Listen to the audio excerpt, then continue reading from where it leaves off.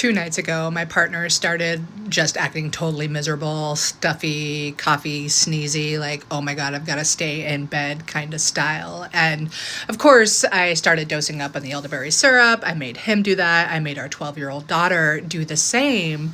But what I also did was whipped up a big batch of Tom Kha soup and loaded it full of all kinds of flavorful medicinal herbs, really tuning into that food as medicine piece. So there was galangal and ginger and garlic and onions and shiitake mushrooms and so much goodness in that soup. I think oftentimes we forget about that food as medicine piece. And this is something we talked about in my latest podcast episode. I was chatting with Joe Cisse, a fellow herbalist whose mother was a nutritionist, and she learned all about herbalism and continues to. But it started with her mother and her aunties and her grandma.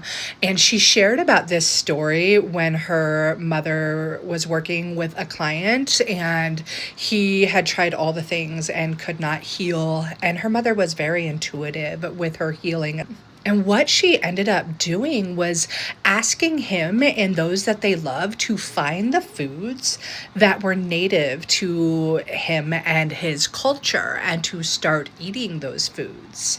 And they did it. And wouldn't you know it, after years of trying everything, the man felt better, thanks to food as medicine, which I think is absolutely incredible. You should listen to the episode. Joe shares that so much more. It's at theherbalistpath.com. Go there, or your favorite podcast player, or drop podcast, and I'll send you the link.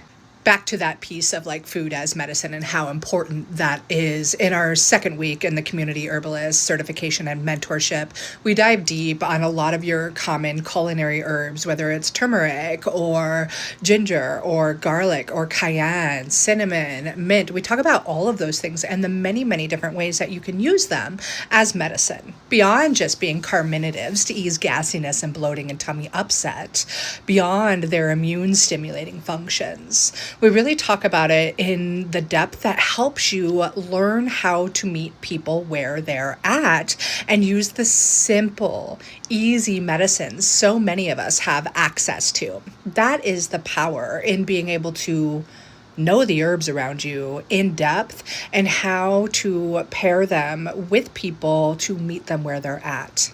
Anyways, that's just week 2 of the Community Herbalist Certification and Mentorship, which is a year-long program. If you want to learn more, drop community down below and we'll see if it's the right fit for you.